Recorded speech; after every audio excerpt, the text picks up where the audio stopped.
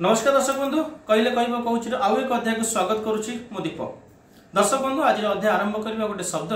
धन्यवाद। धन्यवाद माने मोर मुख्यमंत्री श्री नवीन पट्टनायक। धन्यवाद से सरकारी अधिकारी जो माने आम कथा शुणिले, उठा दुकानी को दुख बुझिले एवं 7 तारिख पर लॉकडाउन घटाइले, अनलॉक कले एवं उठा दुकानी को व्यवसाय करने सुजोग दे। दर्शक बंधु किसी कहया पूर्व गोटे प्रतिश्रुति बा गोटे भरोसा आपन दवा चाहे।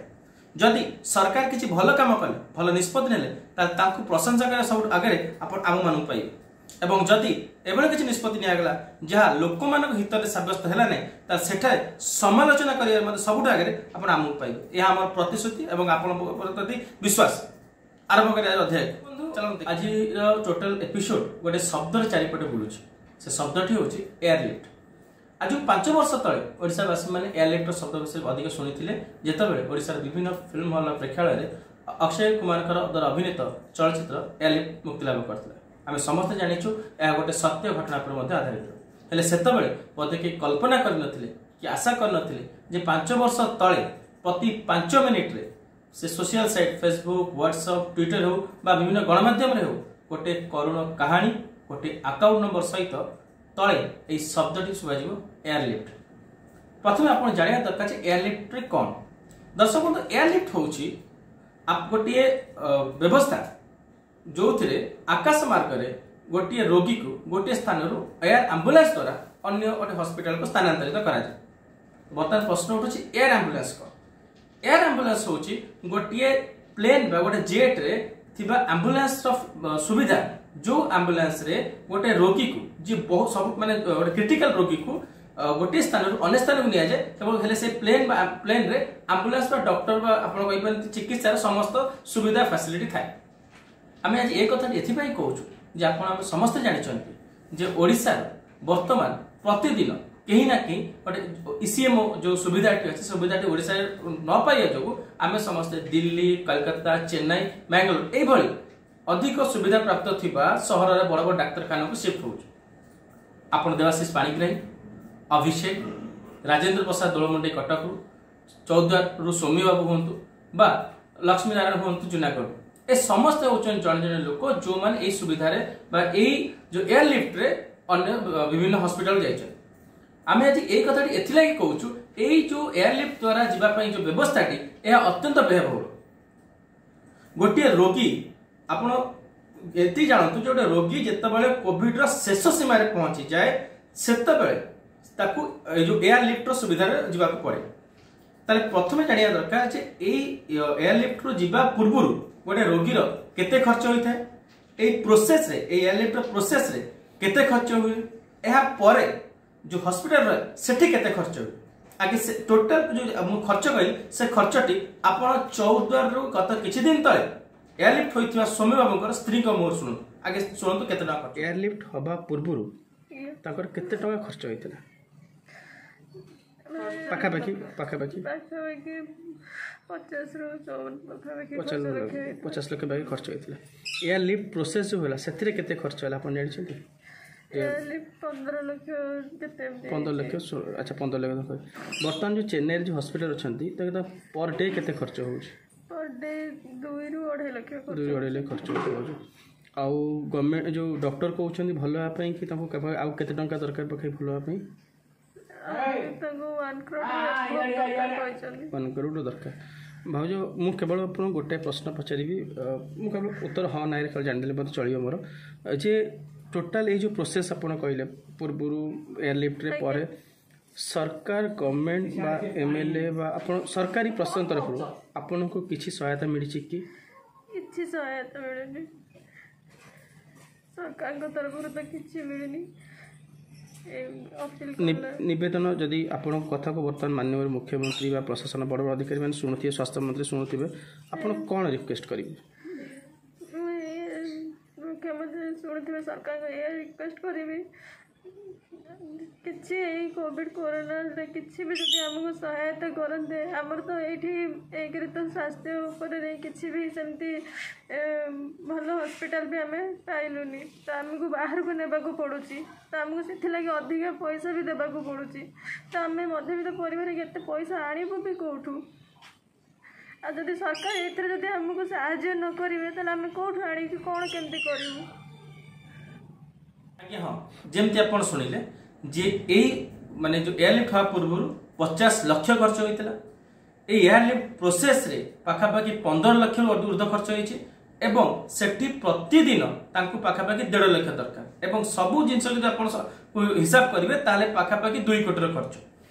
एठी मु सरकार गोटे श्रेय मध्य सरकार दवा चाहिए ए समस्त प्रक्रिया रे सरकार गोटे बहुत बड़ा गुरुदायित्व नौछन ताहा होछि ग्रीन कॉरिडोर करबा। ग्रीन कॉरिडोर कौन ग्रीन कॉरिडोर होछि ट्रैफिक व्यवस्था को एभली भाव संतुलित करबा बा गोटे रूट बा गोटे रास्ता फाइनल निर्धारण करबा जो रास्ता रे एम्बुलेंस टी सहज एवं सरल एवं कम समय मध्य रे एयर एम्बुलेंस तक पाखु पहुंची पारि। अर्थात जदि आपण अति साधारण भाव में कहिबे ताले ट्रैफिक व्यवस्था को संतुलित करबा या होछि गवर्नमेंट रो सेवा। आज्ञा जेमती आप देखिले सौम्य बाबू गोटे प्राइवेट गोटे चाकरी करथिले गोटे गोटे संस्था तांका घरे चौद्वार रो ओटीएम बाजार पाखरे गोटे घर रे तांका घरे बापा माँ भाई भाउज स्त्री गोटे 2 वर्षर कुनी छुआ अछंती गोटे प्राइवेट चाकरी करंती। आपन को जानी आश्चर्य हेबो गत कोविड रु से कटक रो समस्त स्थान रे माने खाद्य बंटन एवं वस्त्र बंटन करंती एवं एई सब बंटन प्रक्रिया मध्ये भाई समाज सेवा करे मध्ये ताको कोविड आइतला एवं जो अनुष्ठान सहित मिसी सी एई काम करथिले से माने प्रतिदिन चौद्वार रो चुड़ाखिया रे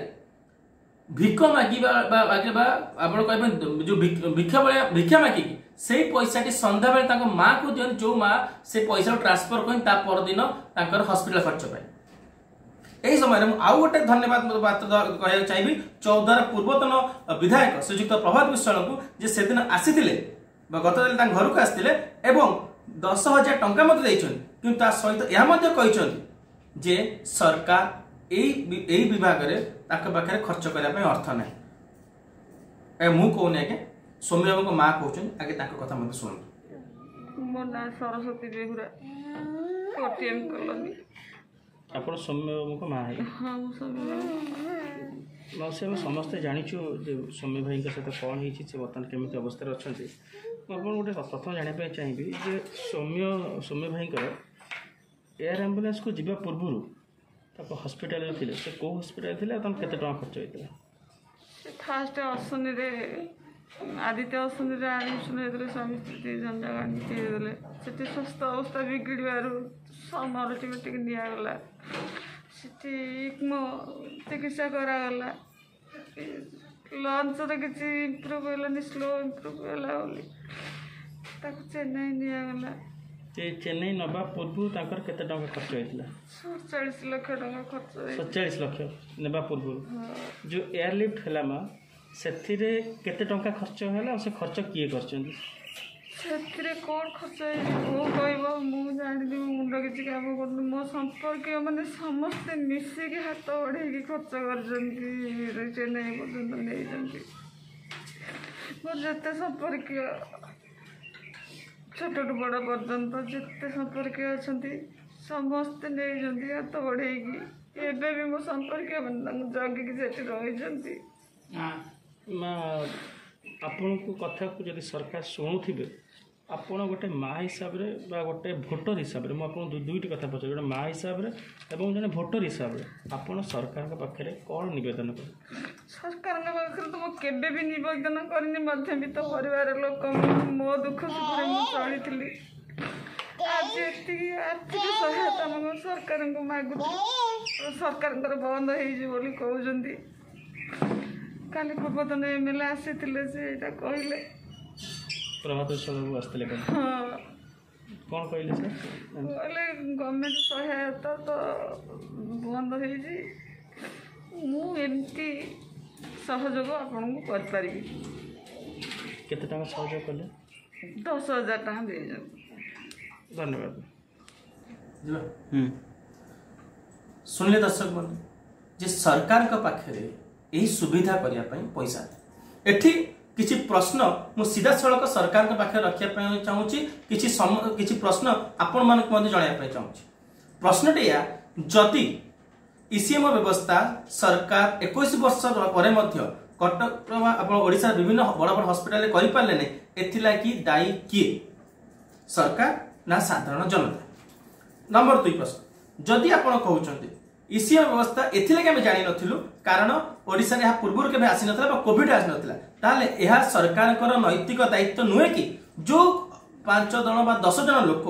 जो माने एही सुविधा प्राप्त करिया पई चाहुचंती बा निज हातरु खर्च करिकि जाउचंती अलग आपण कलिकता कोंतु बा बेंगलोर कोंतु बा चेन्नई रो विभिन्न हॉस्पिटल को से पैसा सरकार नैतिक दृष्टि मध्ये निजे खर्च करू कारण ए तांकर भूल एटा स्वास्थ्य विभाग भूल एथिलाई कोन सरकार किछि निष्पत्ति नै परिबो नै। जदि आपण पाखरे बिजु युवा भवन पे पैसा अछि जदि आपण पाखरे पिठा योजना पे पैसा अछि जदि आपण पाखरे बिजु प्रीमियर लीग करे पैसा अछि ताले मु आशा करूछि एवं अनुरोध करूछि एही रोगी मानको पई मध्ये पैसा आपण पाखरे रहिबा दरकार ए रोगी को सहायता करे मध्ये आपण पाखरे पैसा रहिबा दरकार। जड़े साधारण और मध्यवित्त परिवार लोक एते एते कष्ट रे एही सब सुविधा पाइबा बा एही सब चिकित्सा करिया मध्ये असंभव। एवं आउ गोटे बड़ कथा आपण मु आज से तक उनी पो को देखिछि आपण विश्वास करंतु 2 वर्षर से पिला पाटरू केवल गोटे शब्द थिला पा कारण से जानिनी ता बापा कोठी अछन ता बापा बंचती नाहंती बापा कोठ जाइछन एवं से स्त्री लोक जार स्वामी वर्तमान मृत्यु मुख सहित लड़ुची से मु से स्त्री को देखि एति कहि परिबी प्रतिदिन तार आईना ता कोटे मते प्रश्न करथिबो केते दिन आ केते दिन तो मथारे सिंदूर थिबो एवं से निजे मध्ये धर्म संकट थिबो जे प्रकृत आ केते दिन। तेणु मु अनुरोध करुच्ची सरकार मु अनुरोध करुच्ची माननीय मुख्यमंत्री को दया करी ए मध्यवर्ती जो माने आपण वोट दैछे दाई जो मान पाखे सेति पैसा नै जे समान से सुविधा प्राप्त करि पारि आ ठाकुर करंतु जदि से सुविधा प्राप्त बंची मध्ये गले सेति की पैसा को सुझिया पई से पैसा सुझिया पई मध्ये ताको जीवन चल जिवो एवं ओडिसावासी जो गूगल पे फोन पे बा अकाउंट न पाउछन से माने आनी देबे कोट आज गोटे साधारण ओडिया निज पेट को खाया पे दाना नहीं निज घरे माने खर्च करे पैसा नहीं से आउ जो साहाय्य करियो चाहिबो साहाय्य करिवो केमि आ साहाय्य करिवो त काहे के करिवो कोन ए जो मु आपन 4 5 जन लिस्ट कहली आपन धरि 10 जन लोक 20 जन लोक 30 जन लोक जो 30 जन लोक एयरलिफ्ट होचंदी प्रति लोक को 1 कोटी लेके जदि खर्च होउची 2 कोटी जन तल कोन सरकार पाखरे 30 टा परिवार को बंचैया पई 40 कोटी 50 कोटी नहीं